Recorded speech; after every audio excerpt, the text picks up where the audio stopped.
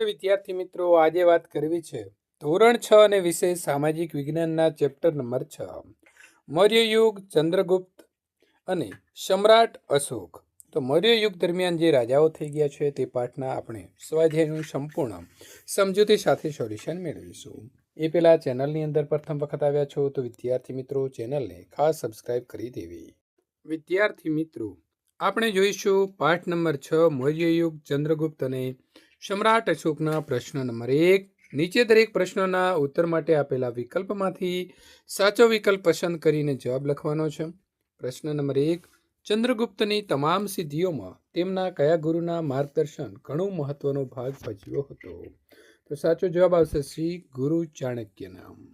પ્રશ્ન નંબર 2. ચાણક્ય દ્વારા લખાયેલા કયા ગ્રંથમાંથી તે સમયની રાજકીય, સામાજિક અને આર્થિક વ્યવસ્થા અંગેની માહિતી મળે છે? તો સાચો જવાબ મિત્રો આવે છે ડી, અર્થશાસ્ત્ર. પ્રશ્ન નંબર 3. બિંદુસારે અશોકની કયા પ્રાંતના રાષ્ટ્રીય તરીકે નિમણૂક કરી? તો જવાબ આવશે એ, અવંતી. પ્રશ્ન નંબર 4. અશોકે સંઘમિત્રાને બૌદ્ધ ધર્મના પ્રચાર માટે ક્યાં મોકલ્યા હતા? તો જવાબ આવશે બી, સિલોન મોકલ્યા હતા. પ્રશ્ન નંબર 5. અશોકના મોટાભાગના અભિલેખોની ભાષા કઈ હતી? તો પ્રાકૃત ભાષા હતી. જવાબ આવશે સી. પ્રશ્ન નંબર 2. નીચેના પ્રશ્નોના ટૂંકમાં ઉત્તર આપો. સમ્રાટ અશોકનું વિશાળ સામ્રાજ્ય ક્યાં સુધી ફેલાયેલું હતું? તો સમ્રાટ અશોકનું વિશાળ સામ્રાજ્ય નીચે સુધી ફેલાયેલું હતું.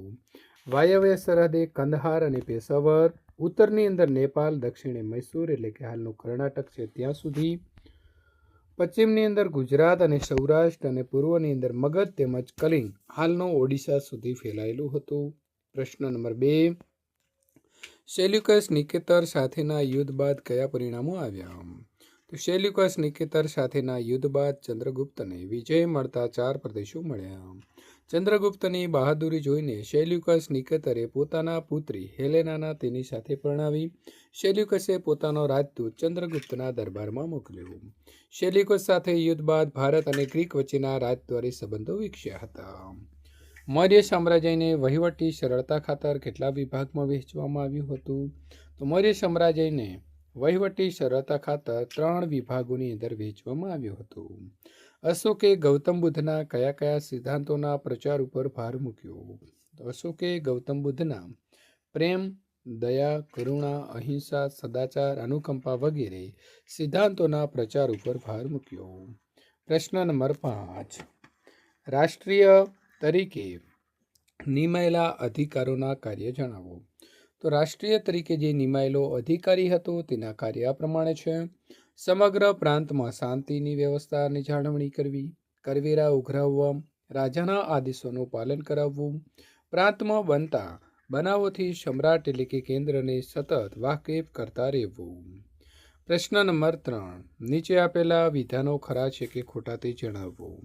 મેગેસ્તનીસ દ્વારા ઇન્ડિકા અને કલહણ દ્વારા મુદ્રા રાક્ષસની રચના કરવામાં આવી? તો ખોટું છે. ધમ્મ મહામાત્રનું કાર્ય જૈન ધર્મના પ્રચાર કરી પ્રજાનું નૈતિક જીવન ઊંચું લાવવાનું હતું? તો એ પણ વિદ્યાર્થી મિત્રો ખોટું છે. પ્રશ્ન નંબર 3. ચંદ્રગુપ્ત પોતાનો અંતિમ સમય શ્રવણ બેલગોડામાં વિતાવ્યો હતો? તો સાચું છે.